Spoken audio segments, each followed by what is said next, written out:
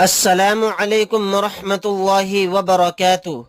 तजवीद की क्लास में आज आपको सिखाने के लिए जा रहा हूँ खड़ी जेर के बयान में।